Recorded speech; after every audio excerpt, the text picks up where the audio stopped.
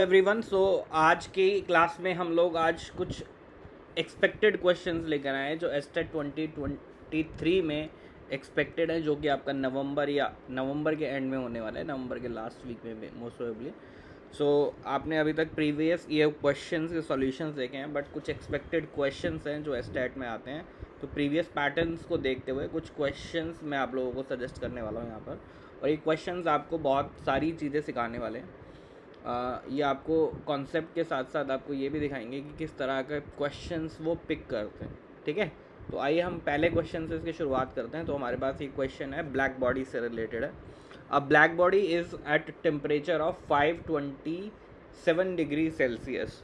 सो यहाँ पर जो आपका एक ब्लैक बॉडी है उसका इनिशियल टेम्परेचर दिया हुआ है, वो कुछ रेडिएशंस एमिट कर रही है, ठीक है, जो उससे एनर्जी पर सेकेंड निकल रही है, रेडिएट हो रही है, ठीक है, वो आपको पता नहीं है अभी कितनी हो रही है। तो उसको हम मान लेते हैं ई एनर्जी इससे जो है ब्लैक बॉडी से रेडिएट हो रही है।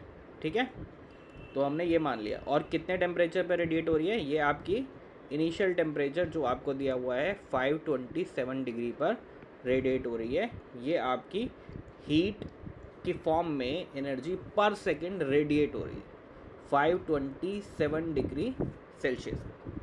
ओके, तो इसको सबसे पहले जो है हम लोग क्या करते हैं, सेल्सियस से केल्विन में कन्वर्ट कर लेते हैं। तो हम लोग इसमें 273 ऐड कर देंगे।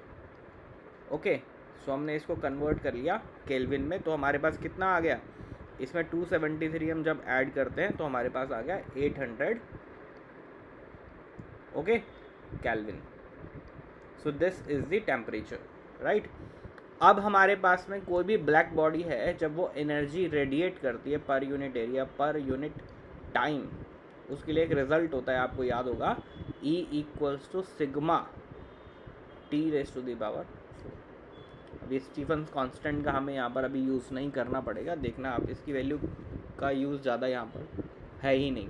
देखो इसकी टेक्निक ये है, आपसे बोला गया है कि जब रेडिएशन जो है जो इससे निकल रही है वो ट्वाइस निकले, तो इसका टेम्परेचर बॉडी का, जो ब्लैक बॉडी आपकी, वो कितना इंक्रीज़ हो जाएगा, कितनी वैल्यू तक इंक्रीज़ हो जाएगा। ठीक है, तो हमारी जो एनर्जी ई थी इनिशियली, वो टेम्परेचर टी, मान लो 800 केल्विन टेम्परेचर पर ई एनर्जी निकल रही थी पर सेकेंड। ठीक है, अब इसका ट्वाइस निकालना है, तो ये क्या हो जाएगा, 2E equals to sigma into sum T dash, और उसकी पावर है 4। कुछ ये नया टी है, right.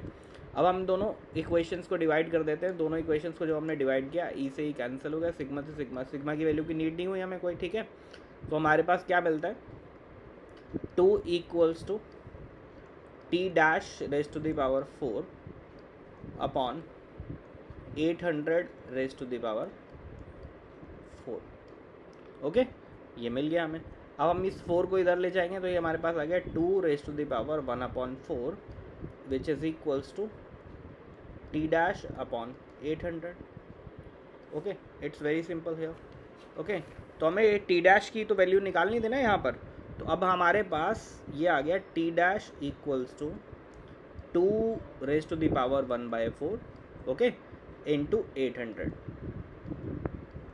So 2 raise to the power 1/4 जो है, that is approximately equals to 1.18 into 800। okay, 1.18 into 800. Now when you will multiply these two numbers, you will get approximately equals to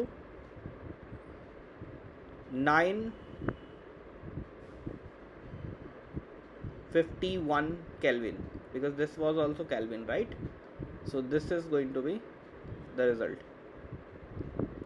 New temperature will be 951 kelvins. So the B option is correct here. Okay, so this is the rough estimation I have taken it here. Okay, you will not get this exactly after the calculations, right, when you will be multiplying these two numbers, right. So it is the rough estimation, it is around 1.19 or 1.2, something like that. Okay, when you will be multiplying these numbers, you will get around this. So this is the best answer. Okay, now move on to the next question. So this is a question from the Hermitian matrix. Iota is here. Okay, so Hermitian matrix is given to us and you are asked to calculate the or find out the set of eigen values. सो यहाँ 2x2 की एक Hermitian matrix है, तो obviously बात है दो eigen values होंगे हमारे पास यहाँ पर, ठीक है ना. तो हम सिंपल सा कॉन्सेप्ट होता है इसका, कैसे निकालते हैं आइगन वैल्यू सबको पता होना चाहिए. 2 आयोटा माइनस आयोटा और 2. Okay, this is some matrix A. Okay, तो हम क्या करते हैं, A minus lambda I modulus of this equals to 0 डाल देते हैं. I is the identity matrix, right. तो अब आपका आइडेंटिटी में आपको पता होना चाहिए 1 1 यहाँ होता है, 0 0 यहाँ होता है. 2x2 में ये हमारी आई वैल्यू होती है, राइट. इसको लैम्डा से मल्टीप्लाई करेंगे तो 1 की जगह लैम्डा आ जाएगा, राइट. तो ये हमारे पास बन जाएगा 2 माइनस लैम्डा. ओके, तो मैंने क्या किया, 2 ये ए की जगह पे, राइट, इधर है लैम्डा तो माइनस में lambda, right. So modulus of this and here minus iota only, and यहाँ पर 0 था तो कोई भी डिफरेंस नहीं आने वाला, राइट. तो iota and this is 2 minus lambda. Okay, and do the cross multiplication. Okay, so this is 2 minus lambda whole square minus of minus iota square which is equals to 0. So it is 4 plus lambda square minus 2 lambda. This is minus minus plus and this is minus 1 again, right. So minus 1 I am getting here. Okay, now it is lambda square, okay, minus 2 lambda. Okay, 4 minus 1 is minus 3. Okay, now let's solve it. So lambda square minus 3 lambda. Okay, this is plus 3. Okay, 4 minus 1 is plus 3 here. Minus 3 lambda minus lambda. Okay, plus 3, which is equals to 0. Lambda square minus, this is, we are going to take the common, right. One second, we will be taking the common here, right. Let's take this lambda as common.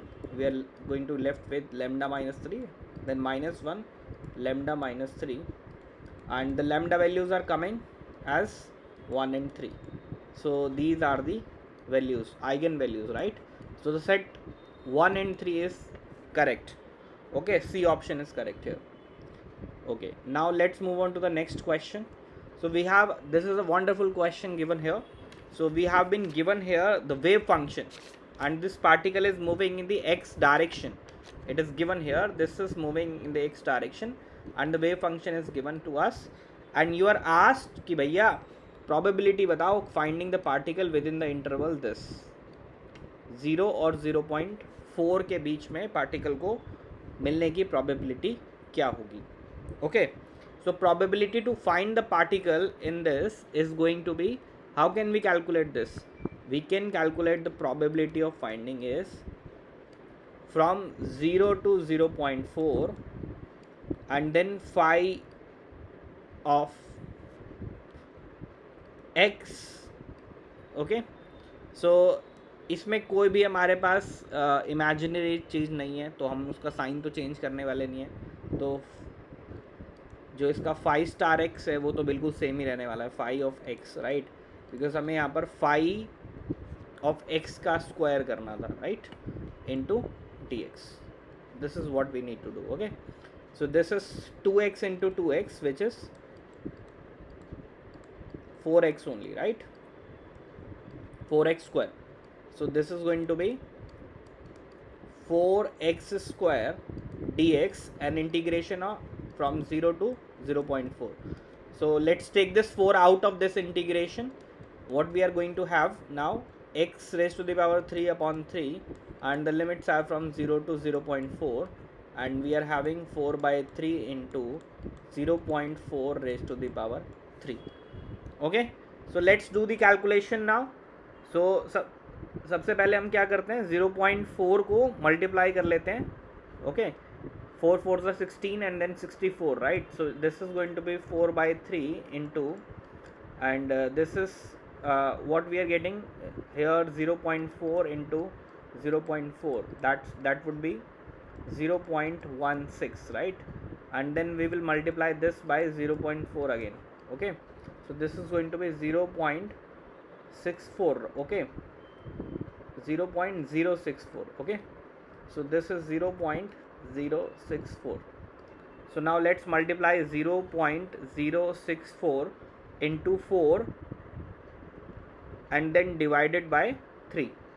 So what you are going to get, 0.0853.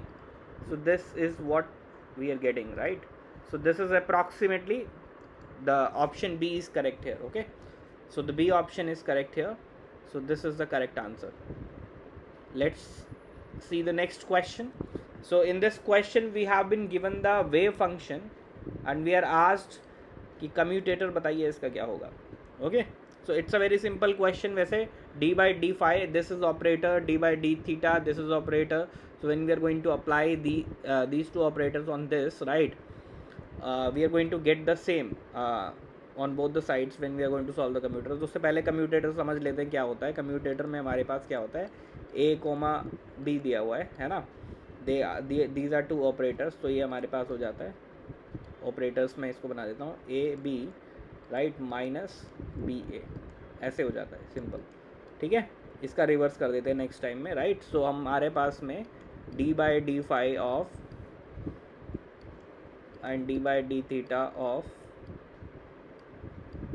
किसका निकालना है, हमें इस phi का निकालना है, right, इसका निकालना है. ठीक है, तो हमारे पास ये क्या बन जाने वाला है, ये बन जाएगा d by d phi of psi into d by d theta of psi minus d psi upon d theta into d phi upon d psi upon D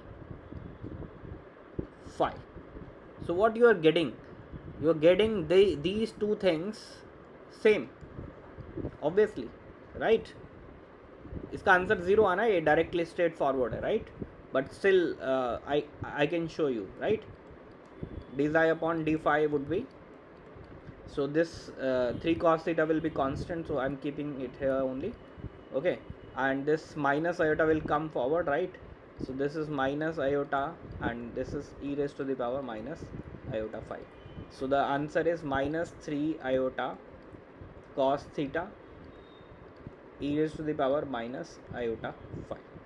Okay, and now d psi upon d theta, that would be we are going to keep e raised to the power minus iota phi as constant, right, and 3 is also constant. The cos theta's differentiation is minus sin theta, so I'm going to get minus this quantity, right, minus of this.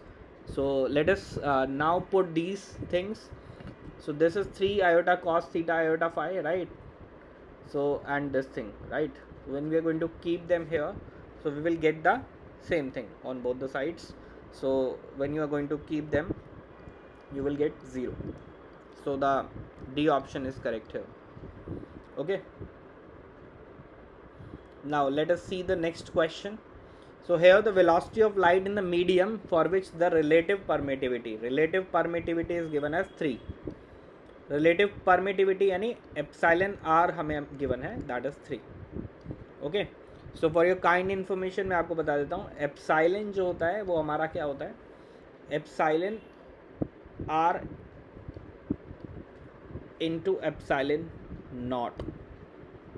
Okay, and जो mu होता है हमारा वो होता है mu r into mu naught. This is for permeability. So permeability भी हमें given है यहाँ पर 2, सो यानी mu r relative permeability given है हमें, that is 2.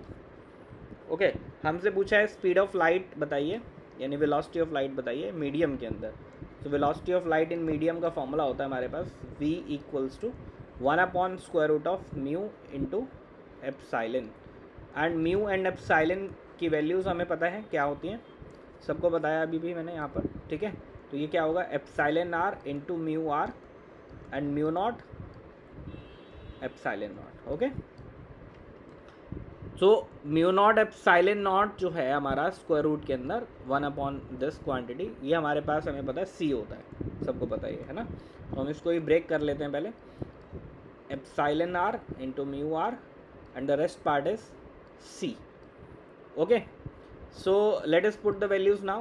V equals to 1/square root of mu r is 2 and epsilon r is 3. So let us put the values 3 into 2 here, and the value of C is 3 into 10 raised to the power 8. So I'm getting this as, I'm going to cancel this by root 3, so I'm getting root 3 by 2 into 10 raised to the power 8 meters per second. So this is the velocity I'm getting. So root 3/2, this C option is correct here. So this is the correct option here. Okay, so let us see the next question now.